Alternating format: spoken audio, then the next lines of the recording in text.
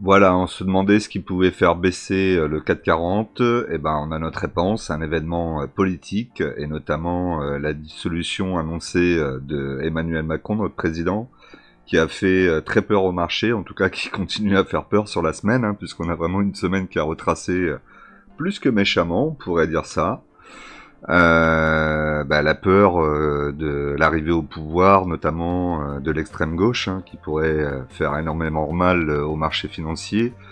Et nous sommes des investisseurs, et donc c'est vrai que ça serait pas forcément la meilleure chose. Après, on verra bien ce qui va s'y passer. Pour ma part, sur cette semaine, j'ai fait énormément de modifications sur le portefeuille, donc regardez bien jusqu'au bout, vous allez voir qu'il y a pas mal de changements. J'ai une nouvelle action aussi que j'ai rentrée en portefeuille, hein. J'ai considéré qu'il y avait une opportunité via la baisse des marchés, suite à cette peur qui est justifiée ou pas, on le verra dans les prochaines semaines. Et on verra notamment si la semaine prochaine on repart à la hausse ou si on continue à baisser.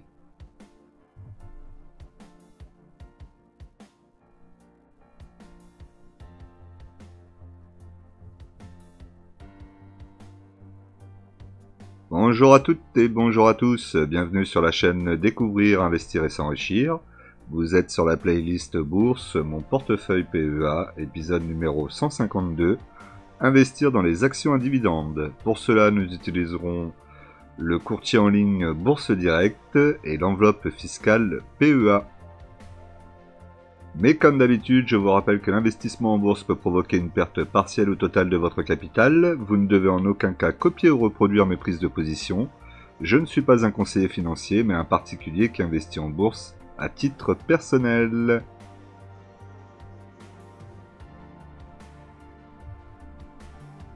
Alors, au niveau du CAC 40, comme je vous ai dit, un gros retracement. 7603,27, alors je me suis trompé, j'ai marqué 7503, donc j'ai peut-être anticipé une prochaine baisse, il me semble plutôt que c'est 6700, 6603. Dans tous les cas, on a un bon retracement du CAC 40, hein. On est passé en négatif depuis le début de l'année, puisque le CAC 40 est passé à moins 0,53%. Le SBF 120 pour sa part est à lui moins 0,93%.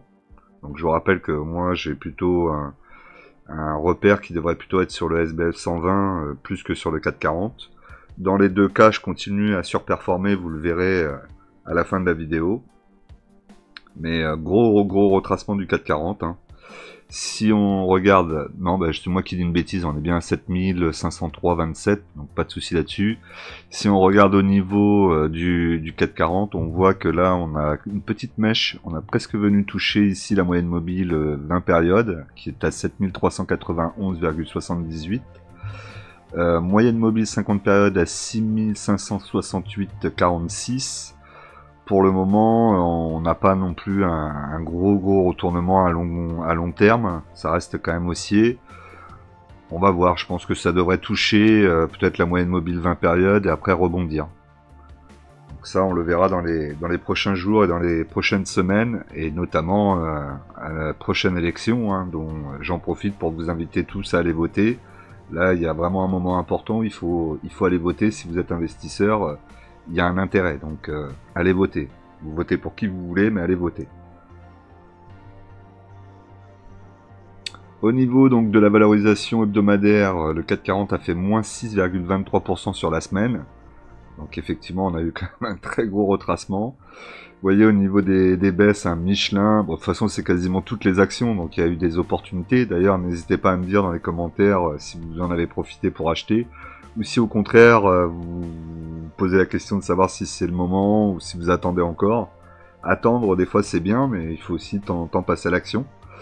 Donc au niveau des baisses, on a Michelin, on a Danone, on a Schneider, et après on a Edenred qui a perdu 12,44%, on a Thales à moins 13,05%, on a Société Générale à moins 14,87%. Au niveau des indices, donc Eurostock 600, moins 2,39%. Le SP500 plus 1,58%, le Nikkei plus 0,34%, le Gold plus 1,47%, le pétrole plus 3,94% et la paire euro-dollar moins 0,67%.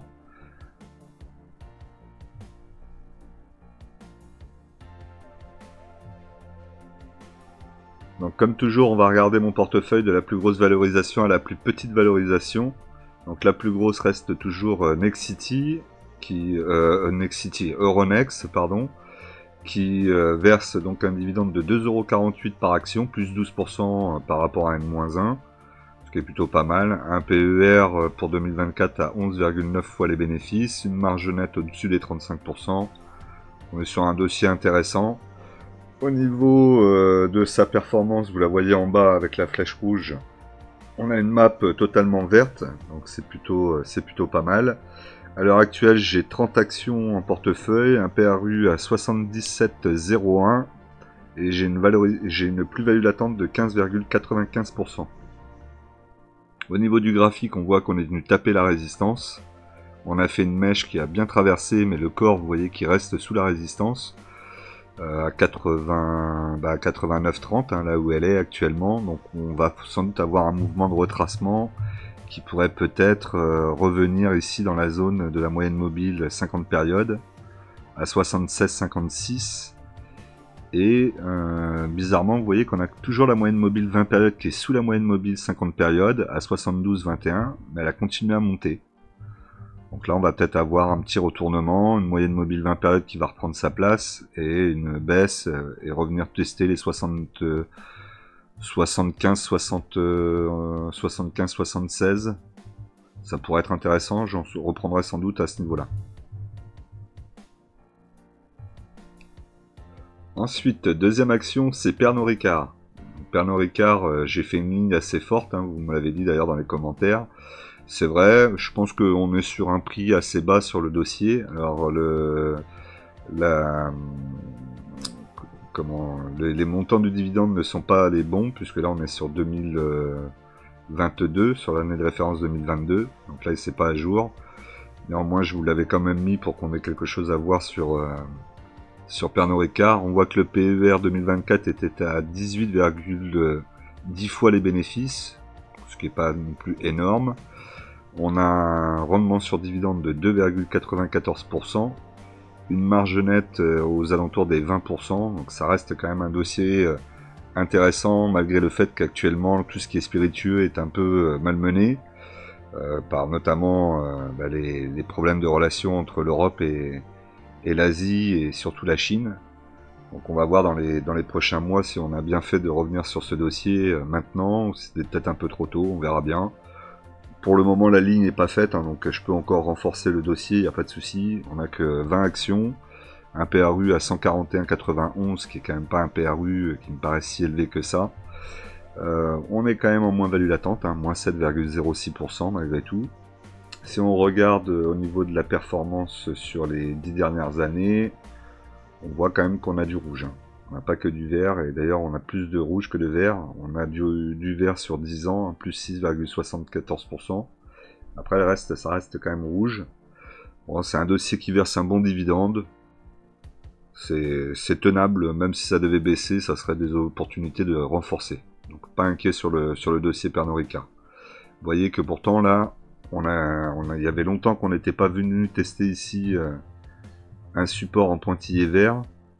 On l'a cassé en plus ce support, donc on pourrait possiblement revenir au niveau de cette mèche. On serait aux alentours des 128, 130, un petit peu plus bas. On sera un peu plus bas, je pense. On sera plutôt aux alentours des 100. Ouais, ça va peut-être quand même. On va peut-être pas revenir au niveau de cette mèche. Déjà, si on revenait au niveau de ces points là ici, on serait à 128, aux alentours des 128, ça devrait bloquer.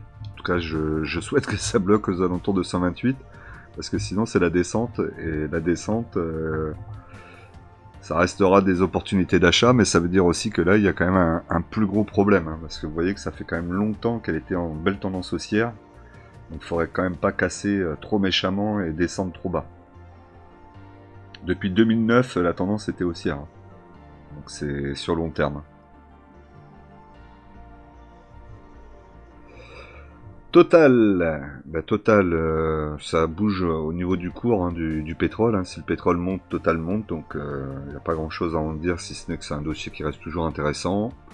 Vous avez peut-être profité de la baisse pour refaire votre ligne ou rentrer sur le dossier. Là on a 3,01 € par action de versé. Donc je vais vous expliquer, l'année dernière il y avait un dividende exceptionnel. Si on ne prend pas le dividende exceptionnel de l'année dernière, on a en fait une hausse sur le dividende. On a un PER 2024 à 6,13 fois les bénéfices, c'est pas énorme, et on a un rendement à 5,83% et une marge nette aux alentours des 10%. Donc un dossier qui est quand même très bon, avec un bon dividende. On voit que sur la performance, on a pas mal de vert. Sur les de 1 à 10 ans, c'est tout vert, donc ça c'est quand même pas mal. J'ai 40 actions à l'heure actuelle, un PRU à 40,26 €, une plus-value latente de 52,52%. Après, c'est une action que je garde pour le dividende qui est trimestriel et il y a trop peu d'actions sur le CAC 40 pour la laisser partir. Donc là, vous voyez que ça a bien baissé, on est sorti du support vert. Donc là, on pourrait possiblement aller chercher la moyenne mobile 20 périodes à 57,92 dans les prochains jours si ça continue à descendre. Moyenne mobile 20 périodes. Donc vous voyez que la tendance elle reste quand même encore assez bonne. On n'est pas encore sur un retournement au niveau de Total. Score. Donc au niveau de score, on a 1,80 € par action, plus 29% par rapport à N-1. Donc évidemment c'est une action assurance comme vous pouvez avoir avec AXA, si on devait comparer. Qui verse des gros rendements en dividendes, et c'est ce qu'on attend de cette société. Le PER 2024 est à 6,12 fois les bénéfices. 6,12 fois les bénéfices. Le rendement 2024 est à 6,84%, quand même pas mal. On a une marge nette à 4%, bon, c'est de l'assurance, on ne peut pas s'attendre non plus à avoir des marges au-dessus de 10%. Si on regarde la performance sur les 10 dernières années, on voit que c'est pas mal. Il n'y a que sur 5 ans on était à moins 2,16, sinon le reste est vert. Pour de la réassurance, c'est quand même pas mal. J'ai 100 actions à l'heure actuelle avec un PRU à 17,42. J'ai une plus-value latente de 40,83%. Au niveau du graphique, on est revenu sur la moyenne mobile 20 périodes à 24,18.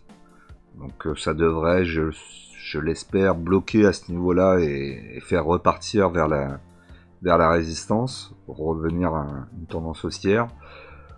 Si jamais ça casse, on a un support au milieu et ensuite on a moyenne mobile 50 périodes à 21,59. Vous voyez que même 21,59, on ne serait pas au niveau de mon PRU actuel. Vinci. Donc Vinci verse un dividende de 4,50 € par action, plus 12% par rapport à N-1. Vinci a été pas mal décrié aussi, donc là, lié au fait que, justement, on revient à cette histoire des élections, si jamais l'extrême gauche devait prendre le pouvoir, il demanderait la nationalisation de certains business. Donc là, tous les business qui sont concernés, notamment sur le CAC 40, sont un petit peu plus à la peine, on va dire, et donc Vinci est à la peine actuellement puisque eux ils ont les autoroutes. Après moi je pense que Vinci reste un super dossier, même si demain ils devaient perdre les concessions plus rapidement que prévu, et que je ne le souhaite pas, mais si ça devait arriver, malheur à nous, l'extrême gauche au pouvoir, et même s'ils voulaient récupérer les concessions d'autoroutes, il faudrait qu'ils payent des amendes et forcément des frais très importants à Vinci, ce qui pourrait permettre à Vinci de récupérer beaucoup de liquidités et de le réinvestir dans d'autres business. C'est plutôt quand même un groupe qui est bien géré, ils arrivent à se projeter dans l'avenir, ils attendent pas le dernier moment, ils sont déjà en train d'investir dans plein d'autres petits business. Donc je suis pas forcément inquiet par rapport à Vinci, au contraire je trouve que là c'était une opportunité de reconstruire une ligne, ou de renforcer sa ligne. Donc le PR 2024 est à 12,4 fois les bénéfices, le rendement pour 2024 4,46%, D'ailleurs, dites-moi dans les commentaires un peu ce que vous pensez, vous, par rapport à Vinci. Est-ce que vous croyez vraiment que ça pourrait les mettre en très grosse difficulté de plus avoir les autoroutes? Ils ont quand même d'autres business, hein. Ils ont de la construction, ils ont des parkings d'aéroports, ils investissent pas mal aussi dans les pays à l'étranger. Donc je pense que les autoroutes pourraient poser un problème, mais ça pourrait pas être de toute façon du jour au lendemain, sans forcément payer d'énormes pénalités à Vinci. D'ailleurs, si vous regardez donc la performance sur les 10 dernières années pour Vinci, hein, on est quand même dans le vert partout, donc c'est plutôt assez propre. Au niveau des nombres d'actions, donc j'en ai 20, j'ai un PRU qui n'est plus à 80-97, mais plus 97 et des poussières, vous le verrez tout à l'heure. Donc là, il m'a semblé avoir fait le changement, mais je l'ai pas fait, donc c'est une erreur de ma part. Désolé. La plus-value latente aujourd'hui maintenant est de 5,84%. Si on regarde donc le graphique, on voit qu'on a une belle petite bougie rouge, c'est bien descendu, on a traversé la moyenne mobile 20 périodes à 103,68. Là actuellement on est à 98,14 et on a traversé aussi le support, donc est-ce qu'on va tenir là et on va remonter au-dessus? Faut l'espérer. Après, si on venait à descendre encore, on a la moyenne mobile 50 périodes ici à 88,10. Ça pourrait être pas mal aussi pour continuer à faire sa ligne. Ensuite, nouvelle action rentrée dans le portefeuille. Donc GTT, ça faisait très longtemps que je voulais rentrer en portefeuille GTT. Donc j'ai décidé de passer le pas. En plus, il y a le dividende qui va arriver dans pas longtemps, donc je vais pouvoir en profiter. Vous voyez que le dividende est le détachement est dans 4 jours et le versement dans 6 jours. Donc là, je suis rentré sur le dossier. Le dividende par action est de 4,36 €, plus 41% par rapport à N-1, ce qui est quand même monstrueux. La société a des très très bons fondamentaux. Vous voyez que là, au niveau de sa situation, elle n'a pas de dette. L'EBITDA monte d'année en année. On a le chiffre d'affaires qui augmente aussi. On a une marge nette qui est au-dessus des 45%. Un PER 2024 à 15,6 fois les bénéfices. Un rendement de 5,23%. Bon voilà, on est vraiment sur un dossier très très très qualitatif. Alors après, 126,14 à acheter, donc là j'ai 15 actions actuellement.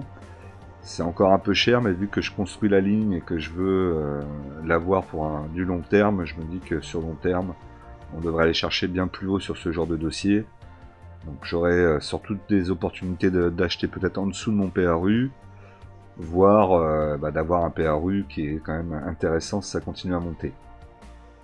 Il faut savoir que la plus grosse difficulté que j'ai sur ce dossier, c'est que je l'avais il y a quelques années, et je l'avais en portefeuille à 60, en dessous des 77 €.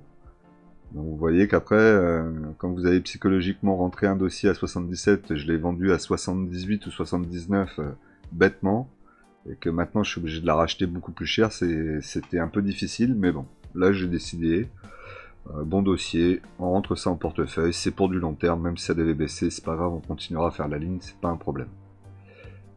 Sur la performance sur les 10 dernières années, vous voyez qu'on a que du vert aussi, hein, donc c'est plutôt pas mal. Là actuellement moi je suis à moins 5,35%. Évidemment j'ai acheté, vous le verrez tout à l'heure, ça a continué à baisser puisque j'ai pas acheté vendredi. Bon après je suis content de mon achat malgré le fait que je sois en moins-value actuellement. Au niveau du graphique, vous voyez que on n'est pas très très loin non plus de la moyenne mobile 20 périodes, hein, à 113,27. Donc on pourrait pourquoi pas aller chercher ces 113,27 et ensuite repartir à la hausse.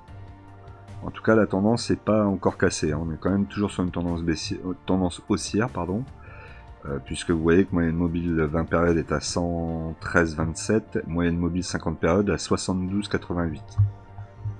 La tendance reste quand même à la hausse. Danone. Alors au niveau de Danone, on a 2,10 € par action, plus 5% par rapport à N-1. Un dossier intéressant à avoir en portefeuille. Après, faut pas être surpondéré dessus, mais c'est une action qui bouge pas trop en fait. Fluctue pas énormément, elle verse un dividende correct, donc y a pas grand chose à en attendre de plus, hein. Quand ça baisse et qu'il y a des grosses chutes comme en ce moment et qui emmènent tous les secteurs du CAC 40 sans distinction, ben, vous pouvez avoir des opportunités de refaire un peu votre ligne si vraiment certains dossiers baissent énormément. La Danone, je crois qu'elle a pas baissé tant que ça sur la semaine. Au niveau des nombres d'actions, donc j'en ai 30, j'ai un PRU à 51,92, plus-value latente de 13,25%. C'est correct. C'est correct. C'est pas le dossier que je vais renforcer, comme je vous ai dit pour le moment. C'est pas le dossier qui me préoccupe le plus. Moyenne mobile 20 périodes, on est à 53,92. Moyenne mobile 50 périodes, 51,33. Ensuite, Air Liquide. Donc Air Liquide, 3,20€ par action, plus 8% par rapport à N-1. Le dividende donc, qui est déjà passé, puisque c'était au mois de mai. Vous voyez qu'il y a une augmentation d'année en année, ça, on aime ça. On a un PER 2024 à 21,7 fois les bénéfices, un rendement 2024 à 2,19%, une marge nette au-dessus des 12%, un bon dossier. Donc je m'étais mis un objectif d'avoir 10 actions avant la fin de l'année, et donc vous pouvez voir que ça y est, on n'est pas encore à la fin de l'année, mais j'ai profité de la situation et de la baisse là pour rentrer mes actions et faire ma ligne, et ça y est, j'ai mes 10 actions, donc au moins sur ça je serai sûr qu'à la fin de l'année j'aurai mes 10 actions. Il n'est pas dit que je continue pas encore à en acheter, hein, évidemment, si le marché continue à baisser, je continuerai à acheter du Air Liquide, et on verra à la fin de l'année combien d'actions on a, et combien d'actions je passerai au nominatif sans doute. Mais en tout cas, j'ai mes 10 actions et ça, j'en suis ravi. Au niveau de sa performance sur les 10 dernières années, on est dans le vert total, hein, c'est très propre. Moi, j'ai un PRU maintenant à 154,01, plus-value latente de 3,42%. Vous voyez que l'objectif que je me donne, c'est 132,39, que je ne lâche toujours pas de vue. Et on essaiera de l'atteindre, on verra dans les prochains mois et les prochaines années si on a la capacité d'y aller. Au niveau du graphique, on est sur le support. Vous voyez que là il y a un support, donc on a la bougie descendue, elle a touché le support, elle est vraiment posée sur le support. Donc ce que j'espère, c'est qu'on reparte à la hausse là et qu'on recasse cette résistance par le haut et qu'on reprenne notre ascension quand les choses vont se calmer un petit peu. Après le marché a pris peur, hein, il n'est pas dit qu'il se passe quoi que ce soit et peut-être que les choses vont mieux se passer qu'on le croit. Au niveau de la moyenne mobile 20 périodes, 147,04, moyenne mobile 50 périodes, 125,27 pardon. Ensuite, nous avons du Kering. Donc Kering verse un dividende de 14€ par action, donc stable par rapport à N-1. Là, je commence un petit peu à avoir un peu peur sur le dossier. Les marchés vont pas bien et Kering, elle va très très mal. Elle devient le vilain petit canard du portefeuille, malheureusement. Alors, elle a quand même une marge au-dessus des 18%. On a un rendement sur dividende de 3%, 3,42%. Donc, ça reste quand même intéressant. Elle a la capacité de le verser encore pendant pas mal de temps, donc ça m'inquiète moins. Mais elle fait quand même que baisser, et c'est compliqué. Vous voyez qu'en plus, sur sa performance sur les 10 dernières années, on a pas mal de rouge, hein, malheureusement pour nous. Même sur un an, on est à moins 32,69%. Ça commence à faire beaucoup. En termes d'actions, j'en ai 5. J'ai un PRU à 129,58. Moins value latente de 29,58%. Bon, après, vous voyez que je l'ai depuis un an à peu près, hein, puisque je l'ai acheté le 10/07/2023. En tout cas, j'ai commencé à faire la ligne. Bon, je sais pas combien de temps on va pouvoir la garder, on va la garder un petit moment, en tout cas je pense en portefeuille avant de pouvoir sortir du dossier. Vous voyez que d'ailleurs sur le graphique, on voit qu'il y a un support là un petit peu plus bas, qu'elle pourrait très bien continuer à descendre, le toucher, et après reprendre une tendance à la hausse, peut-être pas à s'enflammer non plus, mais peut-être repartir un petit peu vers les 400€ serait déjà pas mal, mais là il va y avoir du boulot avant de remonter, hein. Énormément de boulot, hein. Là je suis parti pour la garder 2-3 ans je pense encore, hein. Au niveau de la moyenne mobile 50 périodes, on est à 501,07, moyenne mobile 20 périodes 438,34. Bon, après, je peux accepter qu'elle continue, qu'elle baisse un peu et qu'elle mette beaucoup de temps à revenir. Tant qu'elle me verse le dividende, ça restera acceptable. Voilà, comme d'habitude, hein, c'est le moment, si vous appréciez mes vidéos, de m'encourager en vous abonnant, en cliquant sur la cloche, avec les likes, et évidemment des commentaires. Vous voyez que mon portefeuille bouge énormément cette semaine, il y a pas mal de choses à voir, donc n'hésitez pas à mettre des commentaires, c'est important aussi que vous mettiez des commentaires pour que l'algorithme mette la vidéo en avant. Vous pouvez aussi me rejoindre si vous voulez aider la chaîne et que vous appréciez mon travail et que vous voulez m'aider un petit peu financièrement, on va dire. C'est pas grand chose, hein, c'est moins d'1 € par mois. Vous pouvez l'arrêter quand vous voulez, donc moins d'un café par mois pour soutenir ma chaîne et m'aider à aller un peu plus loin. Et vous aurez accès à quelques petits avantages, comme notamment quand je vais me remettre à faire des lives, vous aurez la possibilité de voir les replays sur cette partie-là. Pour les autres, le live ne sera plus disponible après sur la chaîne. Ensuite, vous avez ici donc mon code de parrainage pour Bourse Direct, hein, donc vous aurez 50 € offerts ou 30 € selon le moment. Et moi j'ai 20 ordres offerts gratuits, donc d'ailleurs il y en a un parmi vous qui l'a utilisé. Donc je le remercie encore, même si je l'ai déjà fait. Ça m'a permis de pouvoir acheter des actions, et c'est vrai que là sur les 2 derniers mois, je me suis pas rendu compte, mais j'ai acheté quand même pas mal d'actions. Et ça m'a fait pas mal de frais en moins, d'acheter des actions sans frais, c'est quand même top. Comme toujours, hein, si vous voulez vous instruire sur la bourse et améliorer vos connaissances, vous avez donc la bourse aux livres que je vous ai créé. Vous avez une sélection des meilleurs livres sur la bourse, n'hésitez pas à les voir, c'est en partenariat avec Amazon. Et vous avez aussi dans ce lien tous les liens pour aller sur les plateformes que j'utilise pour investissement, que ce soit de la crypto, de la bourse, donc Bourse Direct, mais aussi pour les comptes bancaires, pour tout ce qui est Fortuneo, bourse aux banques. Donc n'hésitez pas à aller voir un petit peu s'il y a des plateformes que vous aimez, que vous voyez que j'utilise et qui vous intéressent. N'hésitez pas à utiliser mes liens, ça m'aidera et vous, ça vous apportera quelque chose aussi en plus. Et évidemment, vous avez la possibilité avec ce petit autre lien de venir sur mes liens réseaux sociaux.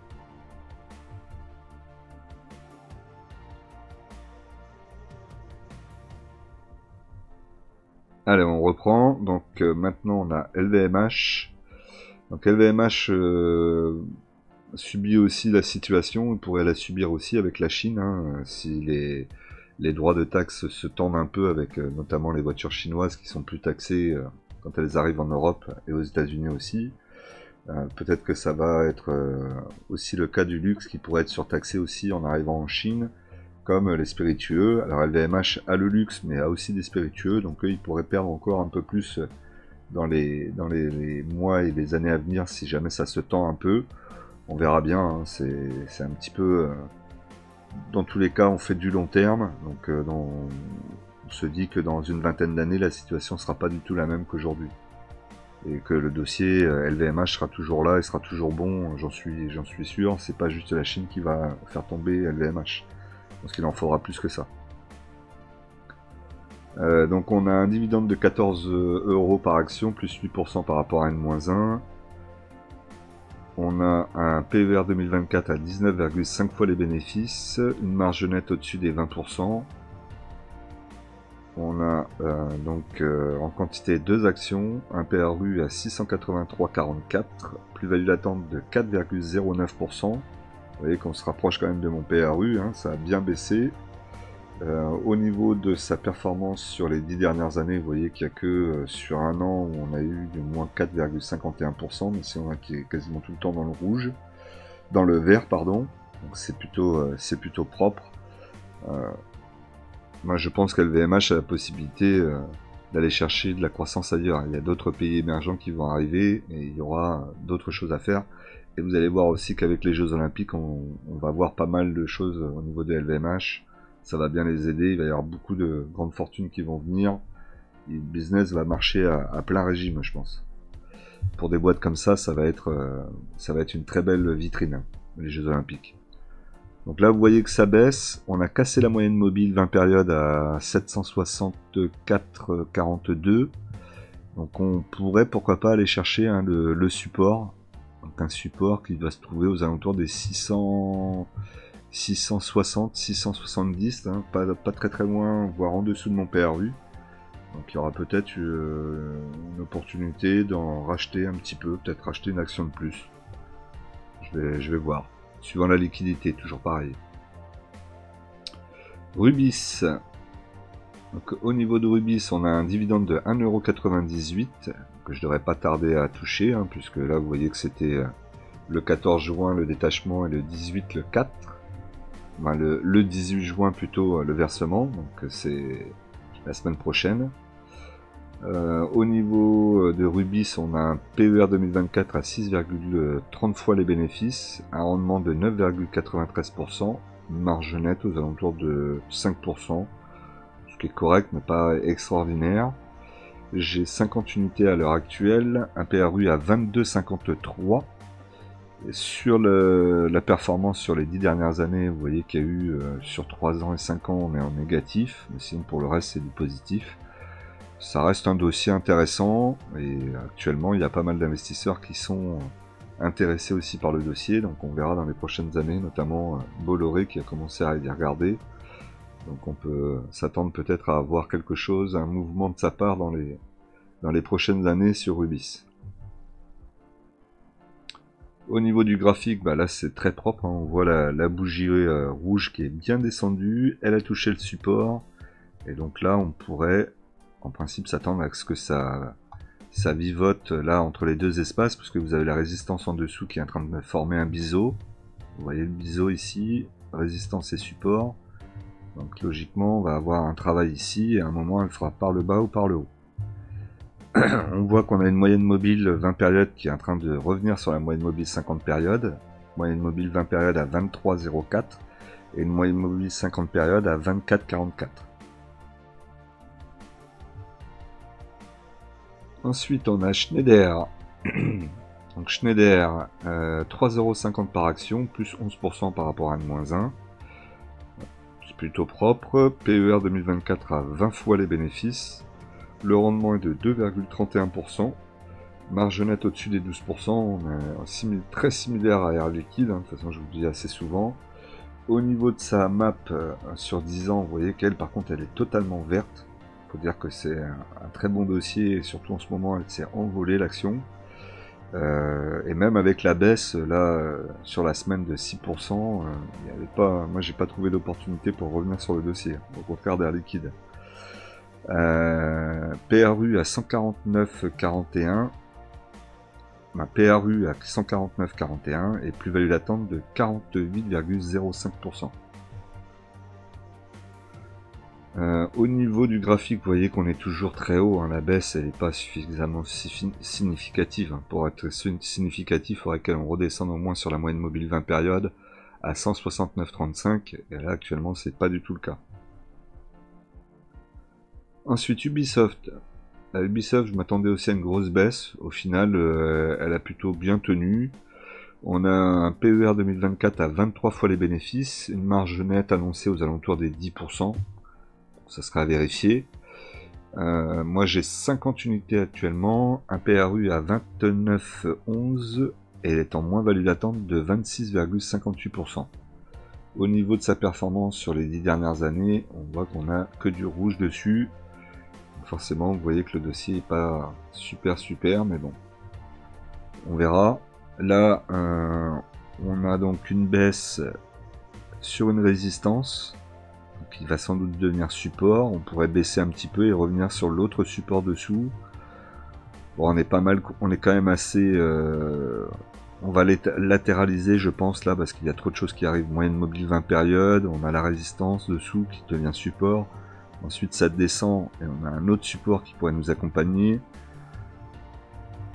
Revenir à 30€, ça serait déjà extraordinaire. Là franchement pour le moment elle est pas... Bon, tant qu'elle reste au-dessus de ce support à 20€ là, ça reste propre. Faut pas qu'elle traverse les 20€ qu'on aille chercher plus bas. Eramet. Donc Eramet a baissé son dividende de 57% à 1,50€ par action. Donc elle a même des années où elle a coupé. Donc là actuellement la PER 2024 est annoncée à 4,76 fois les bénéfices, une marge nette aux alentours des 10%. J'ai 10 actions en portefeuille, un PRU à 61,79 euros. J'ai une plus-value latente de 56,82%. Vous voyez que sur la map, sur les 10 dernières années, on est totalement vert. Donc ça, c'est plutôt pas mal. Après, c'est un dossier qui a tendance à énormément être volatile. Donc là, vous voyez, on a eu un gros retracement quand même. Hein. On était à plus de 110, on est repassé à 96. On pourrait continuer à descendre, revenir sur le support en pointillé là. Et venir, pourquoi pas aux alentours des 80, 85, 88. Donc on va regarder le dossier. Ensuite on a Nexity. Donc Nexity au niveau de l'immobilier, ça va toujours pas. Elle continue à bien baisser. Donc là il n'y a plus de versement de dividendes, hein. C'est à peu près normal. On a un PER 2024 à 6,15 fois les bénéfices. Moi j'ai 100 actions, un PRU à 21,62, moins-value latente de 58,08%. Et vous voyez que sur la performance sur les 10 dernières années, on n'a que du rouge. Bon, après c'est de l'immobilier, hein, c'est sûr que c'est beaucoup plus compliqué. Et là vous voyez que ça a quand même méchamment baissé encore, on revient sur des plus bas avec la mèche. 9 euros, on va peut-être aller chercher les 8 là. Là je sais pas quoi vous dire hein, sur Nexity, n'y rentrez pas, ça évidemment, ça paraît logique, mais il va falloir être patient, très patient, et espérer que ça se retourne d'ici à la fin de l'année avec les prochains résultats, notamment la vente de leurs actifs et le licenciement malheureusement de personnes aussi au sein de la société. L'Oréal. L'Oréal, ça reste quand même assez correct. Hein. 6,60€ par action, plus 10% par rapport à N-1. Donc ça a déjà été versé. On a une marge nette au-dessus des 14%, on est même aux alentours des 16. PRU 2024 à 32,6 fois les bénéfices. Là, c'est assez lourd hein, par rapport au reste du portefeuille. Et le rendement 2024 est de 1,66%.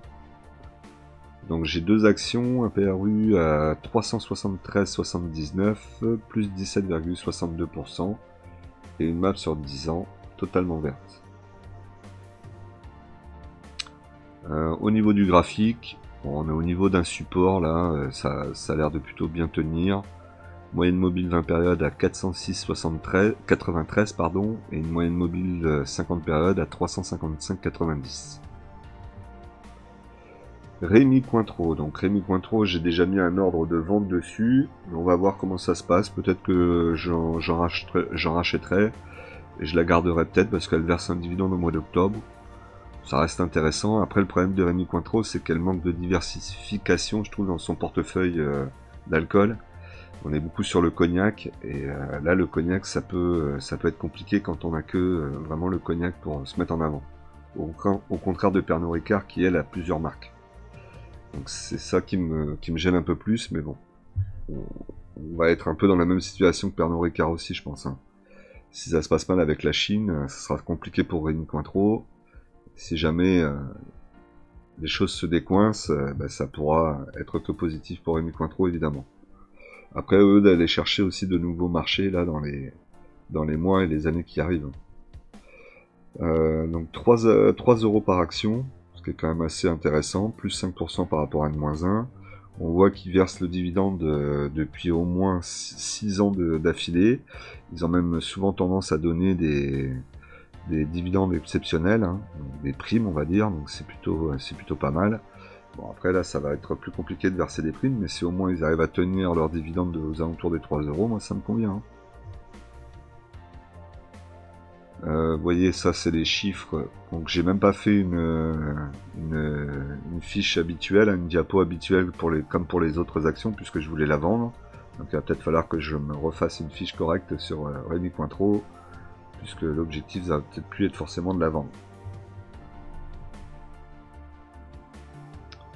Au niveau des performances sur 10 ans, on voit qu'on est quand même entièrement rouge. J'ai actuellement 10 actions, un PRU à 94,37 et je suis en moins-value latente de 15,12%. Au niveau du graphique, vous voyez que là, ça baisse. On pourrait venir au niveau de cette mèche. Donc on va être aux alentours des 78. Il faut espérer que ça tienne les 78 et qu'ensuite, après, on reparte à la conquête de au moins déjà cette première résistance là qui va être aux alentours des 100 € pour nous. Au niveau des moyennes mobiles, c'est pas très beau. Moyenne mobile 20 périodes à 126,15, moyenne mobile 50 périodes à 145,41. FDJ, donc la française des jeux, on a 1,78 € par action, plus 30% par rapport à une -1. On voit que là ça augmente assez fortement au niveau du dividende, hein. Bon, on voit que ça se calme un peu. Au niveau de la situation, on est plutôt pas mal hein, finalement sur FDJ. On a un EBITDA qui augmente, la trésorerie qui en tout cas n'est pas en négatif, une marge nette au-dessus des 16%, un PER 2024 à 17,2 fois les bénéfices et un rendement de 4,83%. Actuellement j'ai 20 actions, un PRU à 36,80, une moins-value latente de 13,85%. Et si on regarde donc sur un historique assez court quand même, on a du rouge et on a du vert. Au niveau du graphique c'est pareil, vous voyez que on a une petite baisse là, on pourrait bien chercher les 30 ou un petit peu en dessous des 30 €.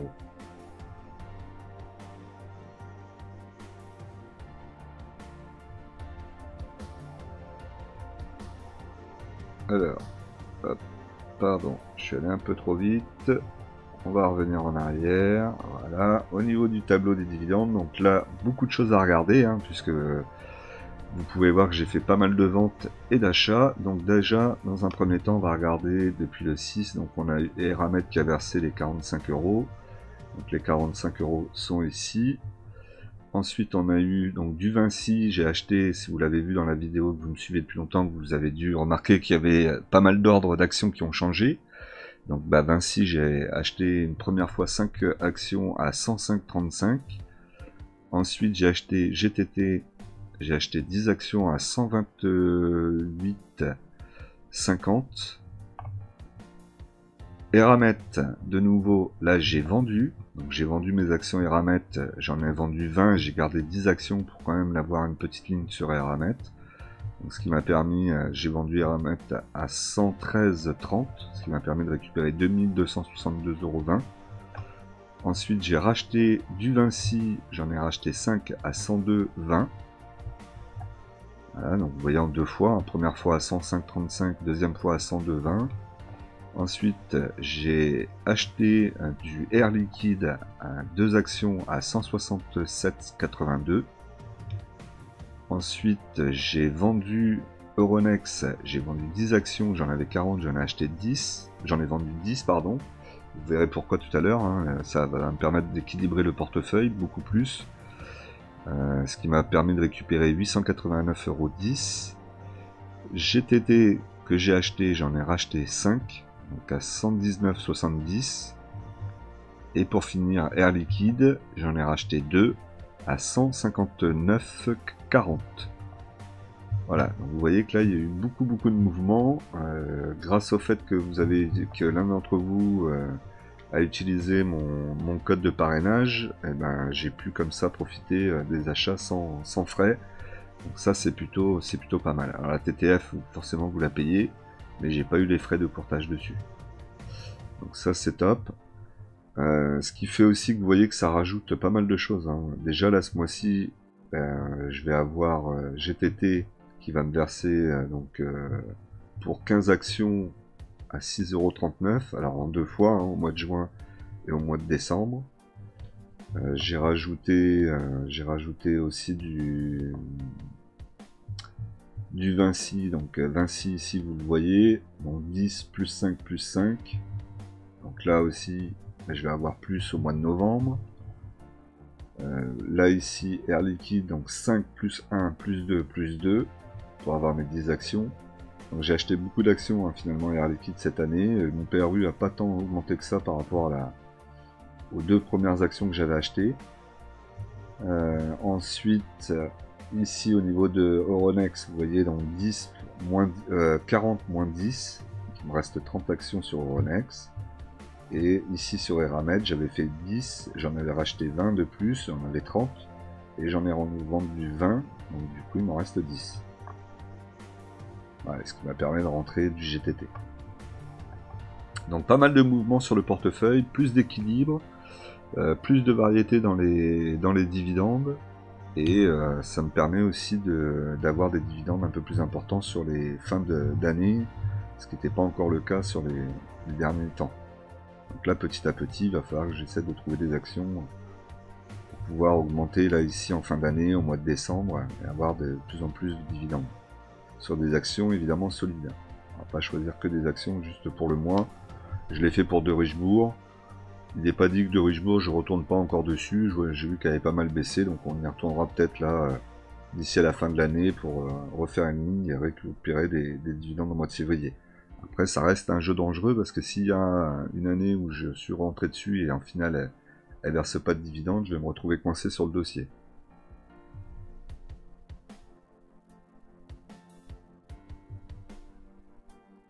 Alors au niveau de l'évolution du portefeuille, donc vous voyez que là ici c'est mon portefeuille avec toutes les actions et le poids qu'ils ont. Et ben maintenant Euronext, la plus grosse ligne, représente 9,40%. Ensuite derrière vous avez 9,30%, 8,90%. Donc là vous voyez que le portefeuille a plus d'équilibre, il n'y a pas d'action au-dessus de 10% dans le portefeuille.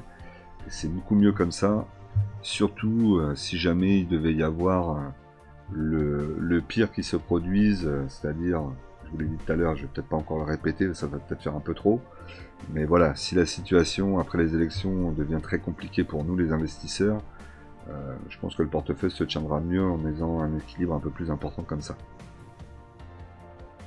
Et puis je le préfère comme ça aussi moi le portefeuille, donc n'hésitez pas à me dire un petit peu ce que vous avez pensé de mon portefeuille, du travail que j'ai fait dessus sur toute la semaine. Donc au niveau du portefeuille par contre là ça fait très mal, hein. Vous voyez moins 928,53 € de perdu par rapport à jeudi. Donc, sur la journée de vendredi c'est quand même assez énorme. La plus-value latente elle est plus de 600,38 €, alors que j'étais presque à 4000 € il y a encore un mois. La valeur du portefeuille 28 189,63 €. Et le solde en espèces 205,53 €.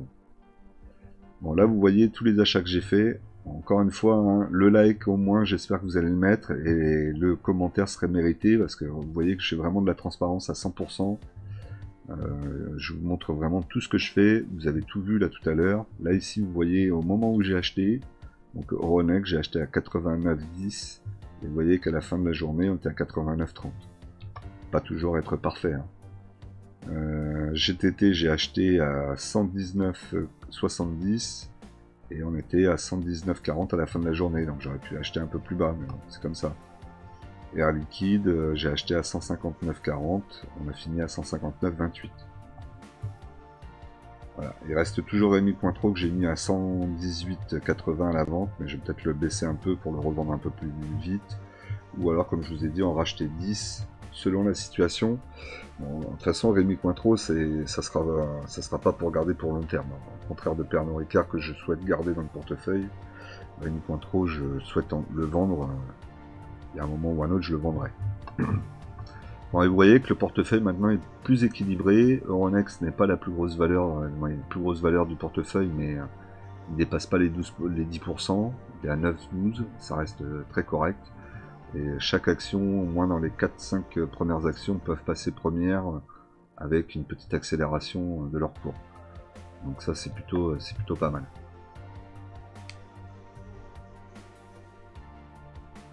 Au niveau de mon portefeuille, ben, je suis toujours en plus-value, au contraire de mes deux indices de référence que sont le 440 et le SBF 120. Moi je suis en plus-value latente de 2,97%. Donc je suis plutôt satisfait, mon portefeuille tient bien. Je voudrais pas non plus repartir en négatif, donc si on pouvait avoir là, la semaine prochaine, un petit moment, un peu plus d'accalmie, un peu de latéralisation au niveau du 440 pour une petite reprise après, ça serait pas mal. Là, on a peut-être connu la grosse chute, la grosse peur, et puis là, maintenant, ça devrait aller mieux. On commence un peu plus à réaliser, à voir ce qui va se passer. Peu importe les résultats de l'élection, peu importe. Peu importe, donc c'est pas la gauche. Donc c'est pas l'extrême gauche. Vraiment, c'est pas mon genre d'habitude d'en parler autant, mais là, c'est vrai que si jamais on devait se retrouver avec ces personnes au pouvoir, vraiment, ça serait très compliqué, hein, puisque pour eux, ils considèrent que chaque personne qui a de l'argent, c'est des voleurs, des escrocs, ils s'en mettent plein les poches, que le 440, c'est que des gens qui sont milliardaires qui investissent en bourse. Donc autant vous dire que nous, on serait pas bien, je pense. Malheureusement. En bref. N'oubliez pas qu'en investissement, les impatients payent pour les patients. Nous, on se retrouve très vite dans une prochaine vidéo.